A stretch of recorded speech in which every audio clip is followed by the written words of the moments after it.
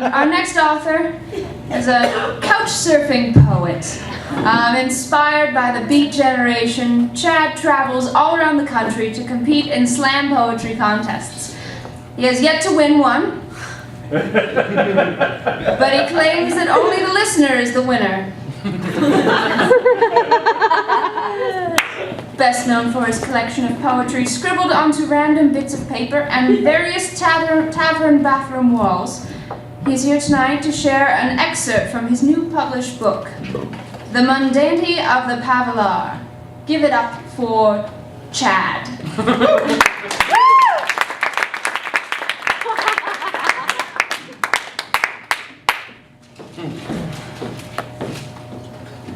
I'm Chad. What are these words? What's the point? The mundane palaver. I speak, you applaud. Who's the real performer? Now I'll read an excerpt from my book, Mundanities of Palaver. My cold, wet feet slosh through the gritty snow like a homicide detective searching for justice in the slime and scum of humanity, the slime and scum of mundanity, the slime and scum of profanity, the kind of profanity so profane as to deface my name. But what does my name mean? Anything to anyone except for those who use it as a way to call me, to collar me, to get me to obey and listen like a good dog, a nice dog, an obedient dog, just trying to make his way through the snow to the bus stop. The cold, wet seat of the bus stop shelter is no comfort, but no comfort is better than sex. Because nothing is better than sex, and no comfort is better than nothing. I wait and wait. I wait for a thing, what? A thing, what? A device to move me from here to there. I wait for this only to wait on it to move me, but only wait. I wait when I finally get to where I'm going. So why go there? Why go there in the second place? Awaiting a time like a waiter, waiting in the deep end of a hotel pool, waiting for a waiter to bring him water. Irony. I see the box on wheels, the box that feels like a box rolling on its wheels. I can feel it in my heels and think, big deal, big fucking deal, just a box on wheels. It doesn't know how it feels to go days without meals, that out of touch box on wheels. Just a box, 6 sides imprisoning you, but you are a willing prisoner who of their own volition, a volatile, mobile, vomitous volition to check themselves into a mental ward, warding off slime and scum and cold and waiting and moving in boxes. But I hear a voice say, stop. My coins jingle in my pocket of broken dreams as the voice of God, the voice of something more, the voice of something in the sky looking down to tell me to get on that bus, to go down, to go down, to go downtown. Go downtown and look around. Go downtown and look around like a hound. Go downtown and look around like a hound in the night. The driver has a face I've never seen before. Funny, never noticed if I have or have not seen it before. A funny face or a funny space, God can be the judge. A seat alone like a stone and grown at the grown, who has ripened beyond ripe to a rotten, wrinkled fruit, but the sweetest kind. A lady grown beyond grown sits with her saggy tits, hiding her partially inflated water balloons with her grocery bag containing 2 cabbages. You aren't fooling anybody, lady. I see that those are vegetables. Big, round, leafy greens. Who'd want green tits anyway? Maybe the Jolly Green Giant, but he can't fit on this bus. This bus too small. Only tiny, worthless creatures like us can fit on this box on wheels. Her breath smells like a pile of rotten cottage cheese that someone tried to hide under a pile of ashtray droppings in the corner of a bingo hall. She squints at me like a bee flew in her eye. A B-I-N-G-O.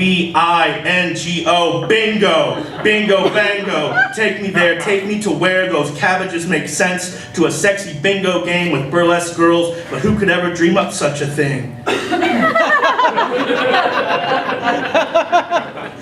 I could smell the cancer on her breath, poor soul, in a bingo hall of life, waiting for God's ball to pop up so the doctor can read it aloud for the world to hear. B9.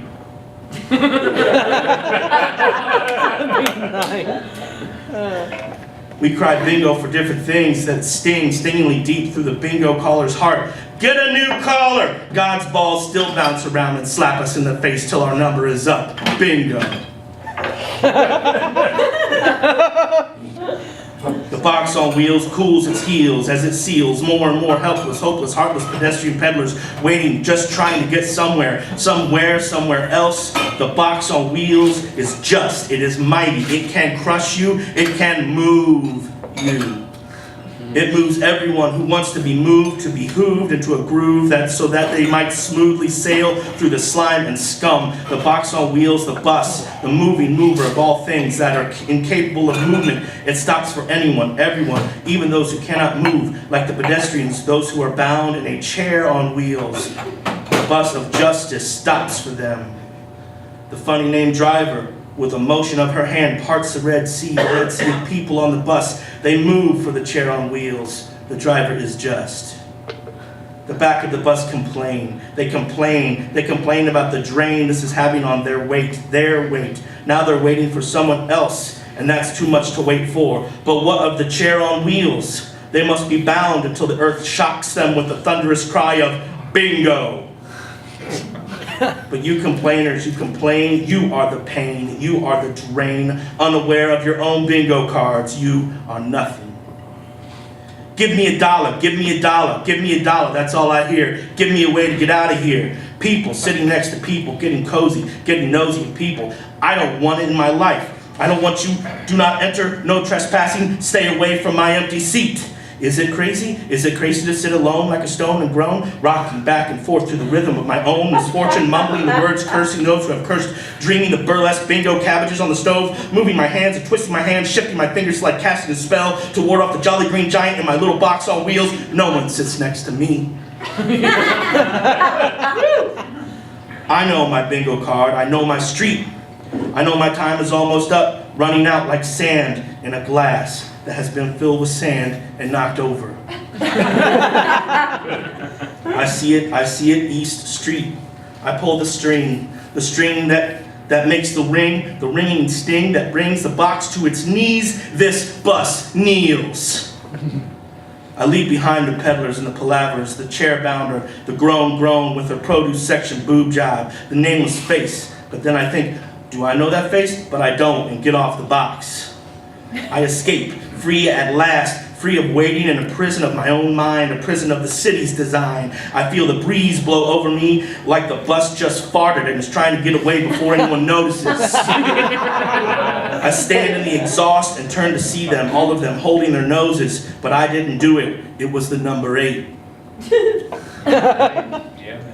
So now I continue my trudge through the sludge, the slime and scum of humanity, the sludge of mundanity, the slush of profanity so profane as to deface my name. But who cares about my name? I don't know my name. My name is for other people to know, to identify, to quantify, to objectify, as I mystify, to name me, to label me, to put me in their own box. But I will not go, I will not trudge through the sludge. I will put myself in my own box, a box on wheels. Stop.